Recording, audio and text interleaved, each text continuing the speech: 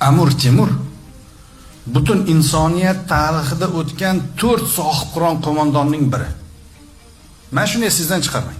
Faxrlanish uchun, bilish uchun shu narsani biling. Tarixchi olim yozyapti. İnsaniyat tarixida bugungacha kishilik jamiyati paydo bo'lgandan buyon mana O'zbekistonning davlatchilik tarixi ham 3000 yil. 300 yillik tarixi yo'q davlatlar shunaqa ko'p. Quvg'indagi davlatlar bor, ko'chmanchi davlatlar bor, hududi yo'q davlatlar bor, bayrog'i yo'q, puli yo'q davlatlar bor. Bugun sizlar menimcha endi oldingizga olasiz. Pasport.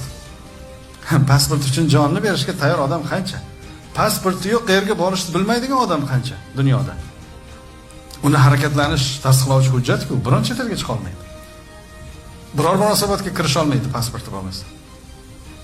Mana shunday davlatda hozirgacha 3000 yillik tarix, Eronda 2000 yillik podsholar tarixi, Xitoyda 5000 yillik tarix, undan ko'p 100 ming yil Neandertal bola boshchanog'iga bo'lsa agar mana shu davr, mana shu inson paydo bo'lgandan buyon hozirgacha o'tgan eng buyuk 4 ta sarkarda qo'mondonlarning biri Amir Temur. Qolgan 3 taga o'zingiz kimni bo'lsa o'qib qo'yib olavering. Mana bu siz faxrlanadigan bitta jihat. Ikkinchi sizga aytadiganim, nimaga Amir Temurni o'rganishingiz kerak? Aslo yengilmagan sarkarda. Aslo yengilmagan. Doim g'olib bo'lgan.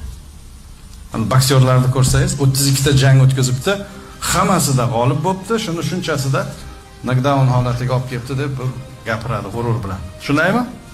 Bizni Amir Temur bobomiz ham xuddi shunday mag'lubiyatni ko'rmagan sarkarda.